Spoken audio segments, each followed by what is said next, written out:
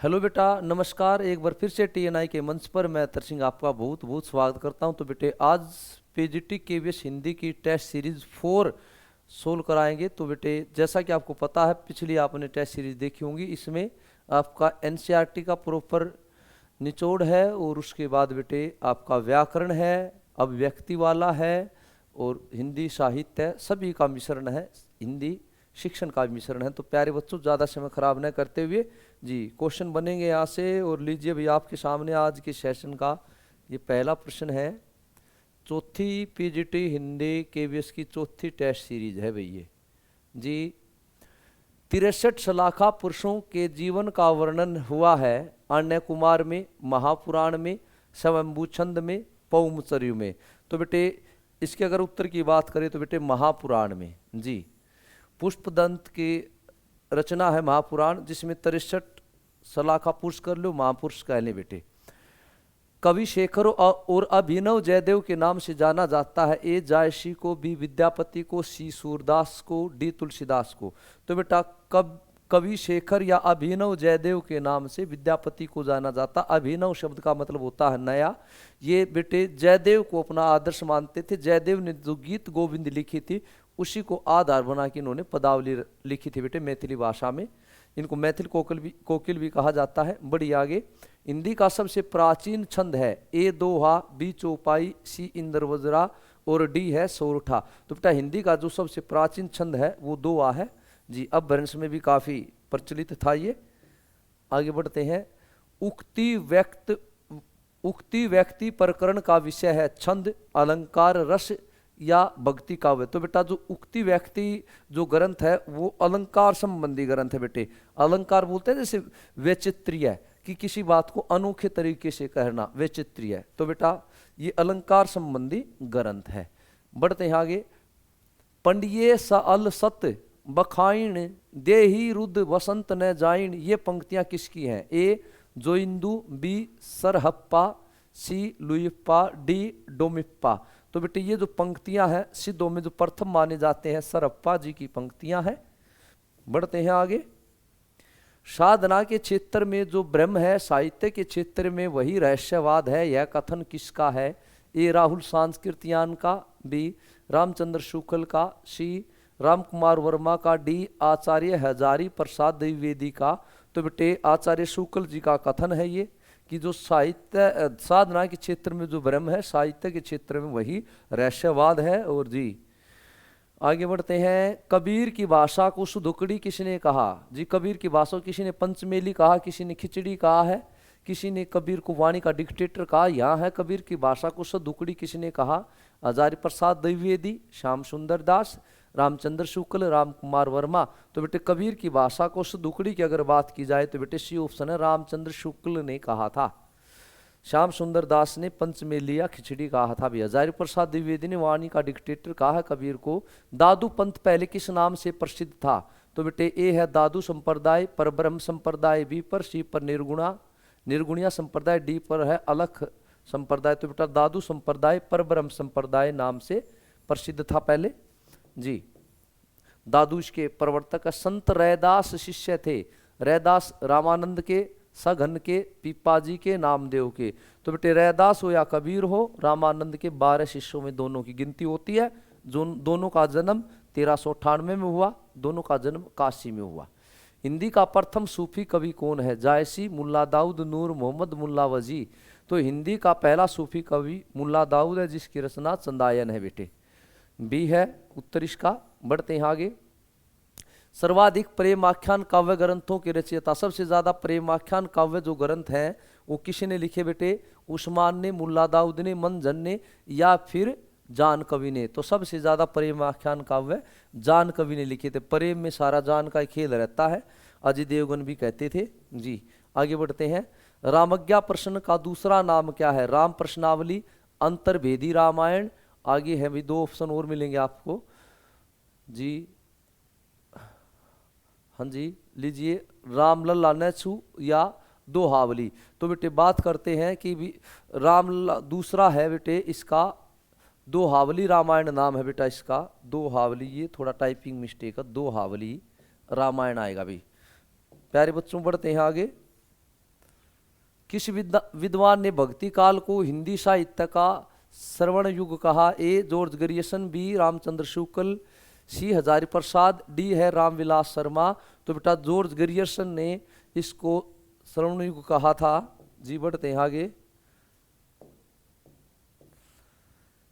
नसीहतनामा किसकी रचना है? कबीरदास, दादू दयाल, नानक देव, श्याम सुंदर। तो बेटे नसीहतनामा नानक जी की रचना है भाई। हाँ जी। सिख धर्म के प्रवर्तक हैं। गुरु गोविंद दो खड़े काके लागू पाए, यह पंक्ति किसकी है? बेटे एनसीईआरटी में आपका 11वीं क्लास में कबीरदास जी है तो पूछा जाएगा जी। धर्मदास, मलुकादास, गुरु नानक, कबीरदास। कबीरदास जी ने कहा था गुरु गोविंदों खड़े काके लागू पैर, बलिहारी गुरु आपने गोविंदियों मिलाए। तो प्यारे बच्चे आगे आइए। अति शुद्ध सन्यो को मार्ग जाने को सयापन बाक नहीं, यह पंक्ति किस कवि की है? पद्माकर की, मतीराम की, गवाल की या फिर घनानंद की? तो प्यारे बच्चों ये जो पंक्ति है घनानंद ने बताया था कि प्रेम का मार्ग बहुत ही सीधा है जी। डी। बढ़ते आगे। सिंधु तरयो उनको वरना तुम पे धुने रख गई न तरी, यह पंक्ति किस कवि की है? घनानंद की, केशव की, पद्माकर की, सेनापति की?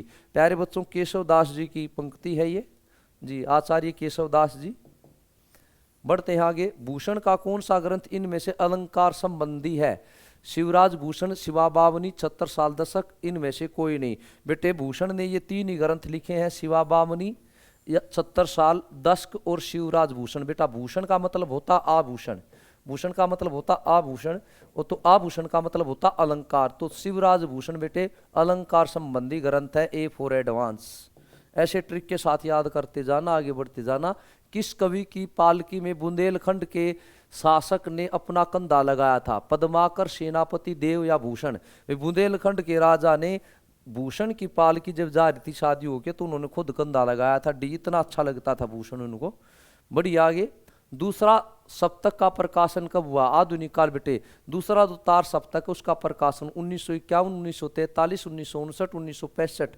तो बेटा पहला 43 में हुआ, दूसरा 1951 में। वैसे एक उत्तर ठीक है, तीसरा 1959 में और चौथा है 1979 में। तो बेटा दूसरा पूछा है 1951 भाई। बढ़ते हैं आगे। निम्न में से कौन सी पुस्तक ब्रजभाषा गद्य में लिखी है? भगतमाल, पाहुर दोहा, भारत भारती, अष्टयाम। तो बेटे जो ब्रजभाषा की गद्य की पुस्तक है वो बेटा भगतमाल आपकी। ए फॉर एडवांस जी। अष्टयाम, अष्टयाम, अष्टयाम है बेटे जी, अष्टयाम, सॉरी अष्टयाम है। डी। निम्न में से कौन सा कवि अपनी रचना के साथ सम्मिलित नहीं है?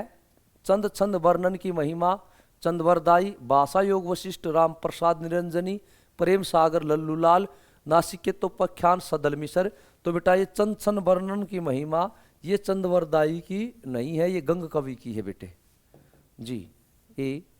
बढ़ते हैं आगे बेटे। हाँ जी।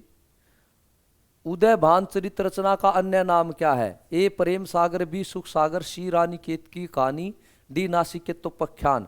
उदय भान चरित जो कहानी है रानी केत की कहानी, उसका दूसरा नाम है बेटे सी फॉर करेक्ट। बड़ी आगे। भाषा योग वशिष्ठ का रचना काल क्या है? 15वीं शताब्दी, 16वीं शताब्दी, 17वीं शताब्दी, 18वीं शताब्दी। तो बेटा इसका जो समय है 18वीं शताब्दी में लिखा गया था भाषा योग वशिष्ठ बेटे जी। 1761 में लिखा गया था भैया। आगे बढ़ते हैं। छायावाद युग का प्रतिनिधित्व काव्य है? कामायनी, प्रिय प्रवास, साकेत, यामा। तो बेटे कामायनी छायावाद युग का प्रतिनिधित्व काव्य है जी। बढ़ते हैं आगे प्यारे बच्चों। प्रयोगवाद शब्द का सबसे पहले प्रयोग किसने किया? बेटे प्रयोगवाद शब्द का सबसे पहले प्रयोग नंदुलारे वाजपेयी, अगय, मुक्तिबोध, नामवर सिंह। प्रयोगवाद शब्द का सबसे पहले प्रयोग बेटे नंदुलारे वाजपेयी ने किया था, और इनको खाली बैठे का धंधा कि भाई इनका चलन, इनके ऊपर एक कमेंट किया था, अर्थात व्यंग किया था जी। प्रयोगवाद का प्रयोग नंदुलारे वाजपेयी ने, और प्यारे बच्चों नई कविता का अगय ने, छायावाद का मुकुटधर पांडे ने। तार सप्तक के कवि नहीं है। अगर तार सप्तक के कवि नहीं आ जाए तो ये सोचे ना पहला तार सप्तक पूछ रहा है बेटे। आगे मुक्ति बोध गिरजा कुमार माथुर सुमन राजे। तो बेटा जी सुमन राजे पहले तार सप्तक के नहीं है। आगे बढ़ते हैं। मनोहर श्याम जोशी का कहानी संग्रह है मंदिर के घाट की पौड़ियां, कैसे किसागो, दुर्लभ व्यक्तित्व, उपयुक्त सभी। तो बेटे बात करते हैं ये तीनों की तीनों जो कहानियां हैं ये मनोहर श्याम जोशी की हैं भाई जी। तो डी उत्तर हो जाएगा। यशोधर पंत का कार्यकाल, यशोधर पंत का कार्यकाल में पद था जी। ए सह निदेशक का, क्लार्क का, सेक्शन ऑफिसर का या फिर चपरासी का।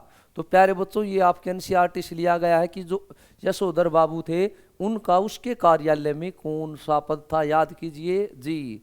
तो प्यारे बच्चों यशोधर बाबू का जो पद था वो सेक्शन ऑफिसर थे भाई अपने उसमें, इसलिए उनको थोड़ी ईगो थी, इसलिए मैनेज नहीं हो पा रहा था। कहानी पहलवान की ढोलक में गांव में रात की निस्तब्धता को भंग करते थे। सियारों की चित्कार, पेचक की डरावनी आवाज, रोगियों के कराने की आवाज या उपयुक्त सभी। बेटे ये सारी हालात थी उस गांव में, ये सारे की सारी दुर्दशा थी। सियार चित्कारते थे, पेचक की डरावनी आवाज और रोगियों का उपयुक्त सभी हो जाएगा। और उस पहलवान ने ढोलक की तान पर ही अपनी कुश्ती जीती थी भाई। धर्मवीर भारती को साहित्य सेवा हेतु पुरस्कार मिला, पद्मश्री अलंकार, संगीत नाटक अकादमी पुरस्कार, महाराणा प्रताप फाउंडेशन पुरस्कार, उपयुक्त सभी। तो प्यारे बच्चों अगर बात की जाती है धर्मवीर भारती की तो ये तीनों पुरस्कारों अपनी साहित्य सेवा के कारण प्राप्त कर चुके हैं। पद्म श्री अलंकार, संगीत नाटक अकादमी और बेटे महाराणा प्रताप, ये सारे ले चुके हैं वो। काले मेघा पानी दे में इंद्र सभा सबसे पहले किसकी जय बोलती थी? वो इंद्र सभा जो बच्चे काले मेघा पानी दे में रैया मैया की, गंगा मैया की, इंद्र मैया की या फिर यमुना मैया की। तो प्यारे बच्चों ये जो सभा थी, ये जो टोली थी, ये गंगा मैया की सबसे पहले जो जय बोलते थे बच्चों की जो टोली थी भाई। बढ़ते आगे। नीलम देश की कन्या कहानी संग्रह है जैनेन्द्र का, प्रेमचंद का, धर्मवीर भारती का या फिर अगय का। तो बेटा ये कहानी जैनेन्द्र की है, जैनेन्द्र जी की कहानी है नीलम देश की कन्या। माधव वर्मा द्वारा भक्ति नामकरण के पीछे मुख्य कारण क्या था? भक्ति के समान आदतों का होना, समामी भक्ति में हनुमान से स्पर्धा करना, भक्तिन का स्वयं का आग्रह, या भी अगला ऑप्शन आइए जी जी जी चल हाँ जी। भक्तिन के गले में कंठी की माला। तो बेटे अगर इस पर आए तो बेटा ये भक्ति, इसमें गले में कंठी की माला भी, ये डी ऑप्शन ही ठीक है आपका। बढ़ते हैं आगे जी। अगला क्वेश्चन है बेटा एन फ्रैंक को एक डायरी उपहार में कब मिली? उसके 10वें जन्मदिन पर, उसके 12वें जन्मदिन पर, उसके 13वें जन्मदिन पर, उसके 14वें जन्मदिन पर। काफ़ी प्रसिद्ध ये लड़की है जर्मन की और इसके ऊपर अत्याचार किए गए थे। तो 13वें जन्मदिन पर उसको जो डायरी मिली थी उस डायरी को फिर बेटा नाजियों ने जो उनके ऊपर अत्याचार किए थे युद्धियों के ऊपर उसका वर्णन है। तो बेटा उसका 13वां जन्मदिन था उस लड़की का। एन फ्रैंक भाई। नौकरी में ओहदे की तरफ ध्यान मत देना, यह तो पीर की मजार है, निगाह चढ़ावे और चादर पर रखनी चाहिए। यह कथन किसने किसको कहा? ये नमक का दारोगा जी। वंशीधर ने अलोपुद्दीन को, अलोपुद्दीन ने वंशीधर को, जमींदार ने वंशीधर को, वंशीधर के पिता ने वंशीधर को। तो प्यारे बच्चों ये कथन जो है वंशीधर के पिता ने वंशीधर को कहा था, लेकिन फिर भी वो अपने धर्म से नहीं डिगा भाई जी। प्रेमचंद की कहानी प्रेमचंद कहानियां किस ग्रंथ में संकलित है? मानसरोवर, प्रेमचंद और उनकी कहानियां, प्रेमचंद की कहानियां, प्रेमचंद की अपनी कहानियां। तो बेटा प्रेमचंद की कहानियां मानसरोवर भाग जी इसमें संकलित हैं। ए ऑप्शन बिल्कुल ठीक है। कबीर के ग्रंथों की सबसे पहले खोज किसने की थी? श्री ए बंदोपाध्याय, नागरी प्रचारणी सभा, श्री एच विल्सन, इनमें से कोई नहीं। तो बेटा कबीर के ग्रंथों की खोज सबसे पहले एच विल्सन ने की थी। C4 correct. बड़ी आगे। छाड़ी दई कुल की कहानी मीरा किस मर्यादा को छोड़ने की बात करी? सांसारिक, अपने वंश की, अपने घर की, अपने स्वयं की। तो बेटा यहाँ पर कुल की, अपने खानदान की मर्यादा छोड़ने की बात कर रही है मीरा भाई। प्यारे बच्चों मैंने बोल रखा है NCERT से निचोड़ ले रखा। गलतालो आ रचना किस लेखक की है? मनोहर श्याम जोशी, शेखर जोशी, महावीर प्रसाद द्विवेदी या फिर धर्मवीर भारती। गलतालो आ बेटे शेखर जोशी जी की रचना है। वो उसके दोस्त अपने दोस्त के बेटे को ले आता शहर में पढ़ाने के लिए और फिर उसे बेटा मजदूरी करवाता है बड़ी। हाँ जी। सफीती में बारिश रचना किस लेखक की है? कृष्णचंद्र की, कृष्णनाथ की, मनु भंडारी की, शेखर जोशी की। तो बेटा ये कृष्णनाथ जी की रचना है सफीती में बारिश। बढ़ते हैं आगे। चंद्रधर शर्मा गुलेरी ने कुल कितनी कहानियां लिखी? चंद्रधर शर्मा गुलेरी ने कुल कितनी कहानियां लिखी? बेटे 2, 3, 4, 5, 3 कहानियां लिखी थी। सुखमय जीवन, उसने कहा था बुद्धू का कांटा। तो बेटा 3 कहानियां हैं गुलेरी जी की। हिंदी में ऐतिहासिक कहानियों की परंपरा को किसने जन्म दिया? किशोरी लाल गोस्वामी, हजारी प्रसाद द्विवेदी, वृंदावन लाल वर्मा या फिर सुदर्शन। तो बेटा अगर बात करी जाए ऐतिहासिक उपन्यास हो या ऐतिहासिक कहानी हो तो बेटे वृंदावन लाल वर्मा का नाम सबसे पहले आता है जी। बढ़ते हैं बेटे आगे। यस, आगे बढ़िए। हरिवंश राय बच्चन को 1976 में भारत सरकार द्वारा कौन सा पुरस्कार मिला? पद्म भूषण, साहित्य अकादमी, पद्मश्री या फिर ज्ञानपीठ। तो हरिवंश राय को बेटा 1976 की अगर बात करें तो 1976 में इनको पद्म भूषण पुरस्कार मिला था भारत सरकार के द्वारा भाई। भारतेंदु कृत पूर्ण प्रकाश और चंद्र प्रभा को हिंदी का पहला उपन्यास किसने माना? भारतेंदु के 2 उपन्यास है पूर्ण प्रकाश और चंद्र प्रभा, इनको हिंदी का पहला उपन्यास किसने माना? रामचंद्र शुक्ल ने, डॉक्टर कृष्णलाल ने भी। या फिर आ गया ये अगला ऑप्शन है भाई आपके लिए जी। हाँ भाई, हजारी प्रसाद द्विवेदी ने या नगेंद्र ने। तो बेटे हजारी प्रसाद जी ने भारतेंदु के इन उपन्यासों को पहला उपन्यास माना है भाई। बढ़ते हैं आगे। कवि भारतेंदु नाटक के रचनाकार हैं लक्ष्मी नारायण मिश्र, लक्ष्मी नारायण लाल, मोहन राकेश, जगदीश चंद्र माथुर। तो बेटे इसके जो रचनाकार हैं लक्ष्मी नारायण मिश्र हैं। लक्ष्मी नारायण जी मिल गए थे भारतेंदु जी से, ऐसे याद रख लेना ट्रिक के साथ। हाँ जी। गुण सिंधु भारतेंदु जी के किस नाटक का पात्र है? नील देवी, भारत दूरदशा, प्रेम जोगिनी, विद्या सुंदर। तो बेटे बात अगर की जाए तो ये है आपका विद्या सुंदर का पात्र है भाई गुण सिंधु।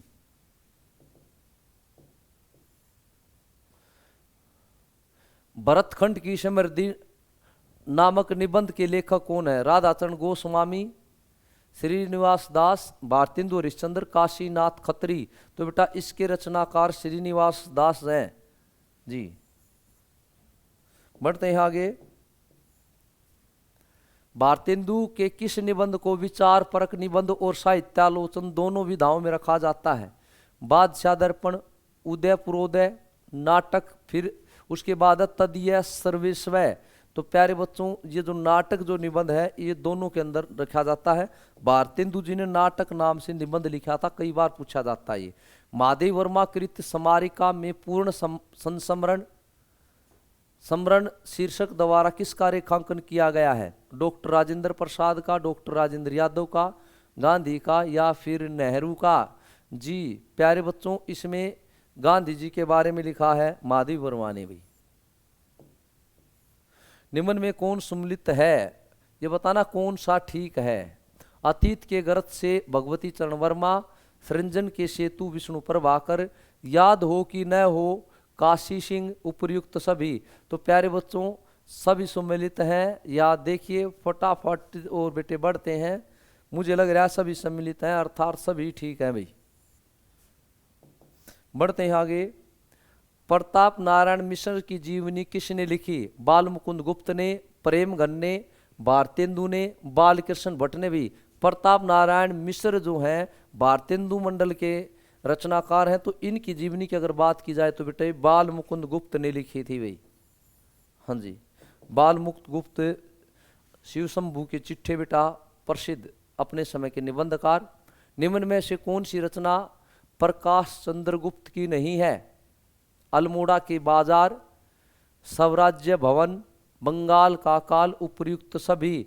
तो प्यारे बच्चों जी उपर्युक्त सभी प्रकाश चंद्र गुप्त की हैं। बाल बोधिनी पत्रिका का प्रकाशन किस सन में हुआ? 1874, 1876, 1878 या फिर 1885? बाल बोधिनी जी प्यारे बच्चों भारतेंदु जी ने निकाली थी 1878 में जी। भारतेंदु जी की पत्रिका है ये। कविवचन सुधा। अनल कवि किस साहित्यकार को कहा जाता है? रामेश्वर शुक्ल, मैथिली सेनगुप्त, राम वृक्ष बेनीपुरी, राम रारी सिंह, दिनकर। भाई दिनकर का उपनाम है भाई अनल कवि। आगे बढ़िए। राहुल सांस्कृत्यायन को कौन सी रचना पर साहित्य अकादमी पुरस्कार मिला? विस्मृति, यात्री, मधुर सौपन, जीने के लिए, मध्य एशिया का इतिहास। तो प्यारे बच्चों मध्य ऐतिहासिक इतिहास पर इनको साहित्य अकादमी पुरस्कार मिला। इन्होंने बहुत यात्राएं की हैं, बहुत यात्रा वृत्तांत लिखे हैं। हाँ जी। हिंदी साहित्य का प्रथम महाकाव्य है बिसल रासो, परमाल रासो, खुमान रासो, पृथ्वीराज रासो। हिंदी साहित्य का प्रथम महाकाव्य पृथ्वीराज रासो माना जाता है प्यारे बच्चों। सदकाव्य मानव मन की बलवती भावनाओं का सहज उछलन है, यह कथन किसका है?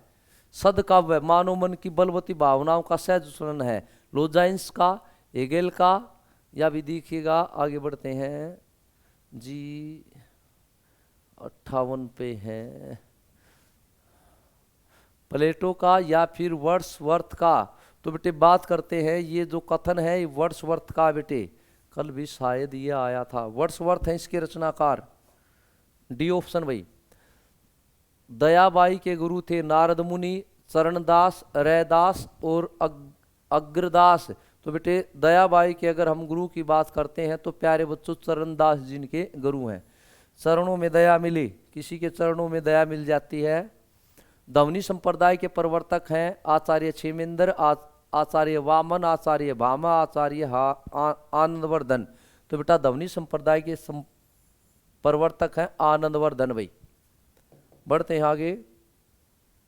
कविता द्वारा असंभव को विसंभव किया जा सकता किसने कहा? महावीर प्रसाद द्विवेदी ने, हजारी प्रसाद ने, भारतेंदु ने, रामचंद्र शुक्ल ने। महावीर प्रसाद जी का कथन है भी ये, कविता द्वारा संभव को विसंभव किया जा सकता है। कविता को जीवन जगत की अभिव्यक्ति किसने कहा? शुक्ल ने, हजारी प्रसाद ने, नगेंद्र ने, या इनमें से कोई नहीं? बेटे शुक्ल ने कविता को जीवन जगत की अभिव्यक्ति कहा है। बढ़ते हैं आगे। निम्न में से कौन सा कथन सत्य है? शब्द चयन काव्य के भाव पक्ष का नहीं है। शब्द चयन काव्य का भाव पक्ष का नहीं है। कल्पना तत्व काव्य के कला पक्ष से संबंधित नहीं है। कल्पना, अनुभूति और विचार कविता के भाव पक्ष तथा बिंब और प्रतीक अलंकार तथा भाषा कविता के कला पक्ष से संबंध है। उपर्युक्त सभी कथन सत्य हैं। तो प्यारे बच्चों सारे कथन सत्य हैं। शब्द चयन काव्य के भावों का पक्ष नहीं है, शब्दों का चयन करना। कल्पना तत्व कविता के कला पक्ष से संबंधित नहीं है जी, वो भाव से है। कल्पना, अनुभूति, विचार कविता के भाव पक्ष हैं, बिल्कुल भाई। बिंब और प्रतीक अलंकार था भाषा के कला पक्ष हैं कि कैसे लिखना, बहुत ठीक है। डी भाई सारे ठीक हैं। पाश्चात्य काव्य शास्त्र के माइमेसिस शब्द का हिंदी अनुवाद है अनुकरण, कल्पना, जिज्ञासा या स्मृति। तो बेटे इस शब्द का हिंदी रूपांतरण है अनुकरण। जैसे आप अनुकरण करते हैं किसी का पाश्चात्य में, ग्रीक भाषा का शब्द है बेटे। हाँ जी। हिंदू की उदासीन आकार बहुल्य बोलियां कौन सी हैं? छत्तीसगढ़ी, बघेली, मगही, मैथिली भाई। तो प्यारे बच्चों एक ऑप्शन दे भी रखा है कि उपर्युक्त सभी। तो सभी जो हैं हिंदी में आकार बहुल्य हैं, अ आता जिनके अंत में। बेटे डी ई ऑप्शन इसका बिल्कुल सी ठीक हो जाएगा। बड़ी आगे। प्राकृत की किस अवस्था को अपभ्रंश या अववट कहा गया? प्रथम, द्वितीय, तृतीय या चतुर्थ? ध्यान से आईएमपी डालते हुए बेटे प्राकृत की तीसरी अवस्था थी, उसको बेटे अववट या पुरानी हिंदी नाम से जाना गया है। आगे बढ़ते हैं प्यारे बच्चों। अपभ्रंश शब्द का हिंदी में सबसे पहले उल्लेख किसने किया? पाणिनि ने, पतंजलि ने, स्वयंभू ने, सरप्पा ने। अपभ्रंश शब्द का अगर आपसे पूछता है तो प्यारे बच्चों पतंजलि जी आएंगे इसका उत्तर जी, जिसने आपका योग चलाया था भी। निम्न में से कौन सा सिद्धांत संपादन का नहीं है? संपादन का भी, वस्तु परखता, पाठक, संतुलन या फिर स्रोत। जी डी, बिल्कुल भाई, ये संपादन, स्रोत इसका नहीं है भी। वस्तु परखता कैसे करना है पाठक पढ़ने वाले के लिए, बैलेंस खबरों को रखना। अब व्यक्ति वाले आ गए बेटा, ये आएंगे आपके पेपर में। समाचार पत्र के स्रोत सिद्धांत में प्रयोग किया जाने वाला पीटीआई किसकी ओर संकेत करता है? यह समाचार की भाषा होती है जिसका प्रयोग वह पाठकों के लिए करता है, यह पत्रकार की भाषा होती है जिसका प्रयोग वह स्रोत से खबर लेते समय करता है, यह मतलब पब्लिक ट्रस्ट इंस्टीट्यूट है, पब्लिक ट्रांसलेट इन्वेस्टिगेशन है जो एक स्रोत है। तो बेटे इसका मतलब क्या है पीटीआई का, अगर आपसे पूछा जाता है तो बेटे इसका सीधा सा फंडा है बेटे जी, यह पत्रकार की भाषा है जिसका प्रयोग वह स्रोत या खबर लेते समय करता है। बी फॉर बेस्ट भाई। बढ़िए आगे,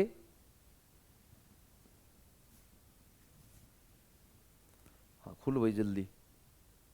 तो लीजिए भी 70वां प्रश्न आपके सामने, किस एक सिद्धांत से समाचार सामान्य से विशिष्ट बन जाता है? वह सिद्धांत निम्न में से है? तथ्यों की शुद्धता, स्रोत, संतुलन या निष्पक्षता। किसके कारण वो भी बन जाता है? स्रोत अगर अच्छा है उसका तो वो समाचार सामान्य से, स्रोत पता चलता है। तो कहते अच्छा खबर चली ये चीज कहाँ से पता चली? बोला गुप्त स्रोतों से, तो गुप्त सूत्रों से। इसी तरह से बेटे स्रोत है मेन खबर के लिए जो विशेष बना देता है उसको। विद्यार्थी में संधि विच्छेद है, विद्या जमार्थी, विद्या जमा आर्थी, ये बी ऑप्शन है भाई यहाँ पर, ये पता नहीं कैसे आया हुआ है, ये यहाँ बी है और यहाँ डी है। विद्या जमार्थी, विद्या जमार्थी, तो बेटा डी ऑप्शन हो जाएगा, विद्या जमार्थी। जी इसमें दीर्घ है आ और ए मिलके आ बन जाएगा, दीर्घ स्वर संधि बेटे। आगे बढ़ते हैं, हस्तलिखित में कौन सा समास है? ए कर्म तत्पुरुष, बी कर्ण तत्पुरुष, सी संप्रदान, डी अधिकरण। तो हाथ से लिखा हुआ कर्ण तत्पुरुष बेटे से विभक्ति चिन्ह और द्वार आता कर्ण में हाथ से लिखा हुआ हस्तलिखित भाई। क ख ग ज फ ध्वनियां किस भाषा से ली गई है? अंग्रेजी, संस्कृत, तुर्की, अरबी। तो बेटे ये जो ध्वनियां हैं ये बेटे अरबी की हैं, डी फॉर डन। बड़ी आगे, कौन सा शब्द द्रव्यवाचक संज्ञा नहीं है? तेल, चांदी, टीम और दही। बेटा ये जो टीम है ये समूहवाचक है और बाकी सारे के सारे द्रव्यवाचक हैं।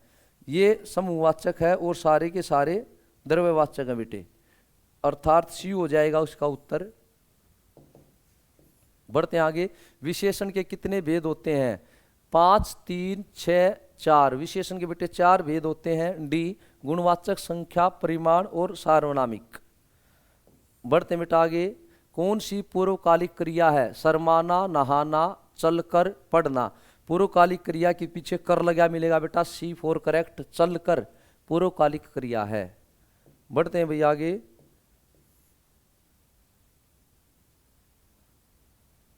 अत्यंत में उपसर्ग है। ए अतः, बी अति, सी ए, डी उत। तो अत्यंत में बेटे अति उपसर्ग है, अति जमा अंत यण संधि है बेटे, अति जमा अंत। तो ई और ए मिलके बन जाएगा प्यारे बच्चों हमारा यह, तो बन जाएगा अत्यंत। जी बी फॉर बेस्ट भाई। किस शब्द में ला प्रत्यय का प्रयोग नहीं हुआ? धुंधला, मेला, निचला, लाडला। तो बेटा मेला में जो है वो प्यारे बच्चों ला प्रत्यय का प्रयोग नहीं हुआ जी। बढ़ते हैं आगे, कौन सा शब्द देशज है? बियाना, आईना, अल्लाह, आलपिन। तो बेटा आपको बताना है यहाँ पर कि कौन सा शब्द देशज है। देशज शब्द बेटे बियाना, जैसे आप बयाना देते हैं कहीं पर, बियाना। बड़ी आगे, आज रात बच्चे डीजे पर नाचेंगे। इस वाक्य में कारक है कर्ता और कर्म, कर्ता अधिकरण, कर्ता करण, इनमें से कोई नहीं। तो बेटा आज रात बच्चे डीजे पर नाचेंगे, कर्ता और अधिकरण भी बी है, कर्ता हो जाएगा बच्चे, अधिकरण हो जाएगा डीजे पे। कौन सा तुलना, क्या हो गया, आजा जल्दी।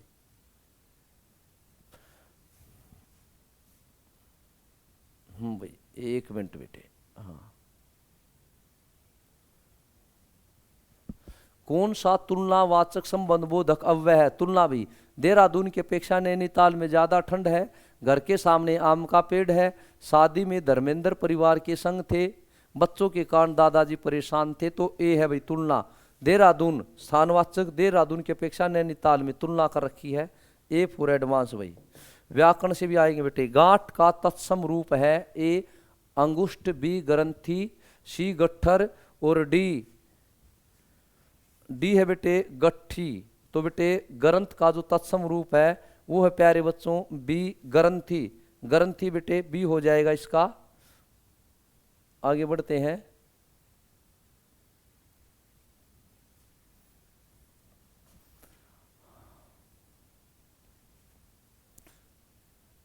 हाँ जी, बीगी बिल्ली बनना। हाँ जी, ये कह रहा है कि भाई ध्यान दें, वो पीडीएफ में थोड़ी सी प्रॉब्लम आई हुई है, इधर सरक लेना।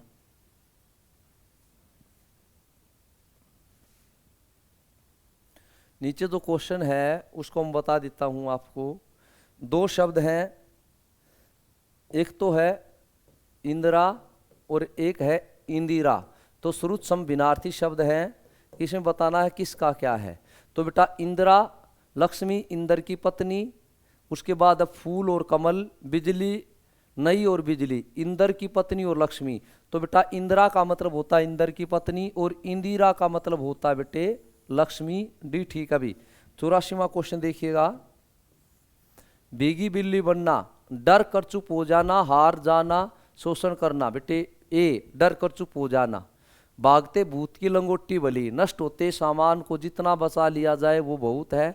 चोर को चाहे जैसे भी पकड़ दो वही सही है, जो मिल जाए वही बहुत है। कंजूस व्यक्ति जितना व्यय कर दे वही सही है।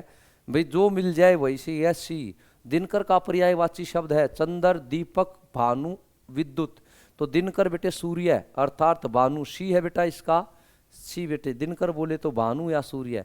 गहरा का विलोम शब्द है गंभीर, उथला, अथा, विहरा।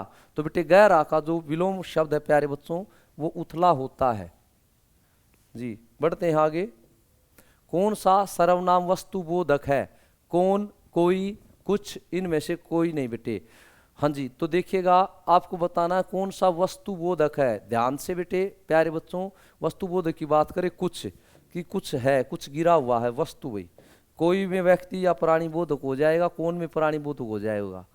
नजफगढ़ में जाम लग रहा होगा, वाक्य में काल है सामान्य वर्तमान, अपूर्ण वर्तमान, अपूर्ण भूत, संदिग्ध वर्तमान।